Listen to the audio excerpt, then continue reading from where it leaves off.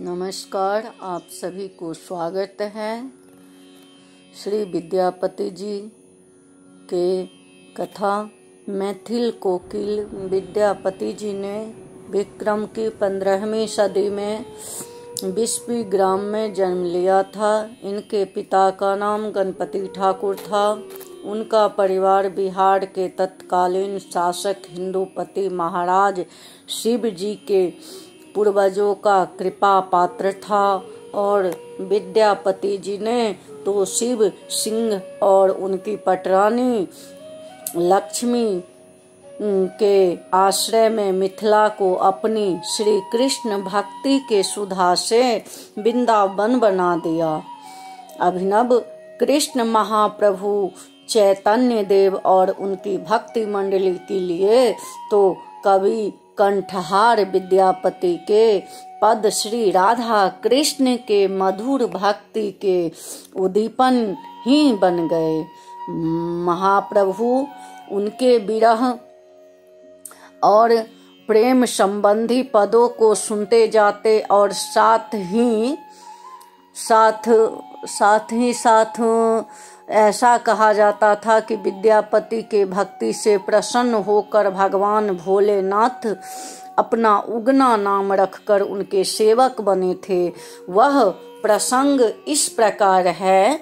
एक बार श्री विद्यापति जी के मन में एक सुयोग्य सेवक की अभिलाषा हुई।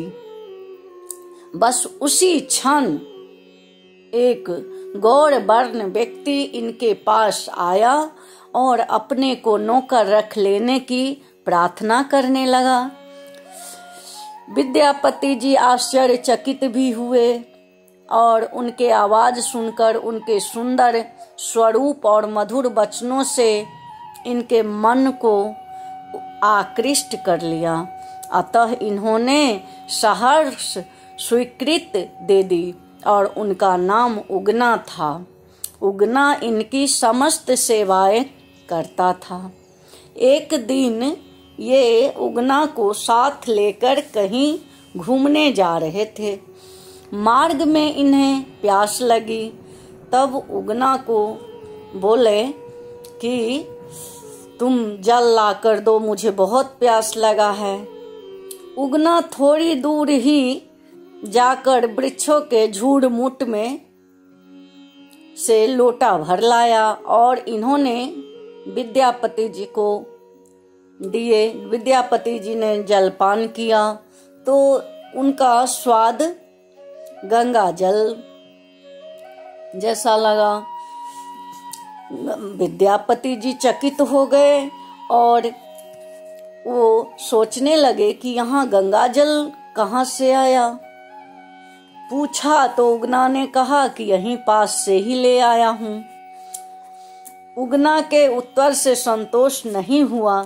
श्री विद्यापति जी ने नेत्र बंद कर किंचित ध्यान किया।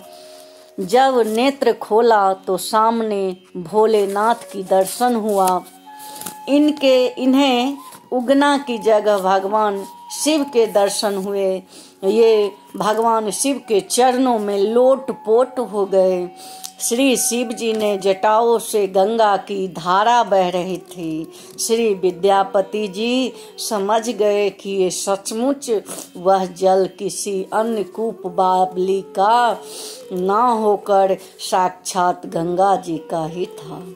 श्री शिव जी ने कहा कि विद्यापति जी, मुझे आपके साथ रहने में बड़ा सुख मिलता है, अतः मैं उगना रूप से आपकी सेवा में कर रहा था। अभी मैं आपके साथ रहना चाहता हूँ, परंतु देखना ये रहस्य किसी से प्रकट न करना।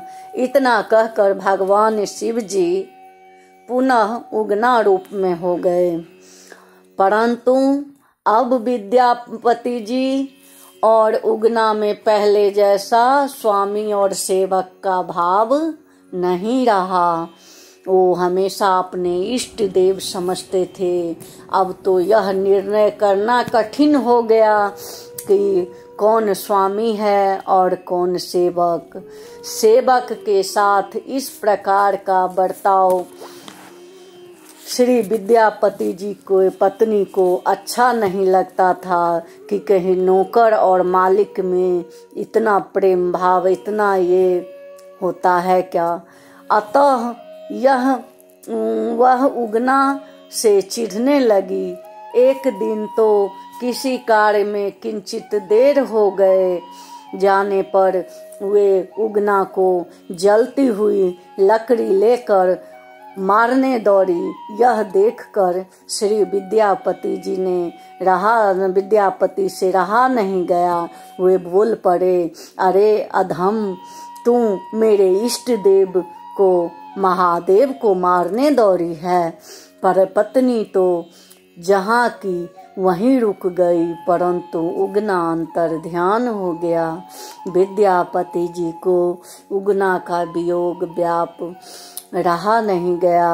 उस समय उन्होंने यह पद गाया कि उगना रे मोर कतय गेलै, उगना रे मोर कतय गेलै, कतय गेलै शिव कथिए भेलै, उगना रे मोर कतय गेलै। बोलिए महादेव जी की जय।